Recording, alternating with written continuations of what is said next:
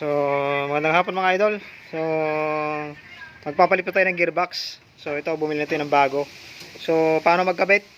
Ganito lang po idol, panuorin na po ang video. Yan. So, ito po yung tinanggal natin na luma. So, pag nagpapalit po tayo ng ganito gearbox, bibilangin po natin itong ngipin niya. Yan, oh. So, bali, 10 teeth po ito siya. So, yung binili natin same din po, 10 teeth siya, yung 10 teeth. Yan. So, paano magkabit? Ganito lang po, simple lang. So, kung paano siya kinalas, ganun din po. Nakakabit po na ganyan yan. So, sasalpak lang po na ganito.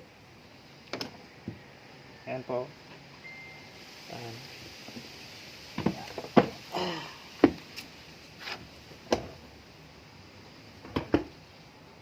Sasalpak mo na ganito.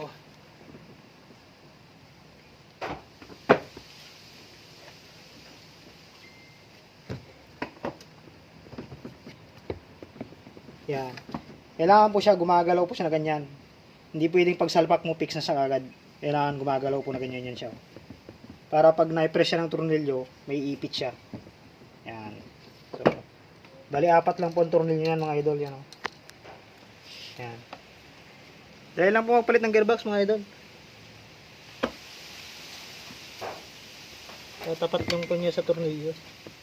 Ayan, oh. Ayan, oh. Dapat gumagalaw siya na ganyan. Para hindi siya fix. So, 4 lang tornilyo yan mga idol. Ganito lang, oh. Yan.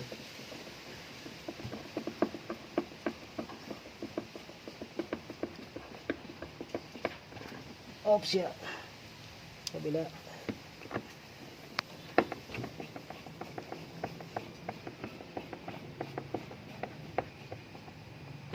Oops, kabila naman.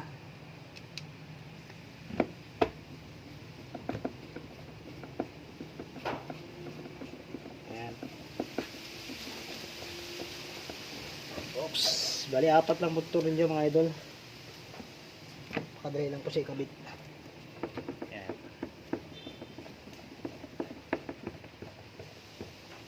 Pitan lang po natin na mabuti para walang kawala.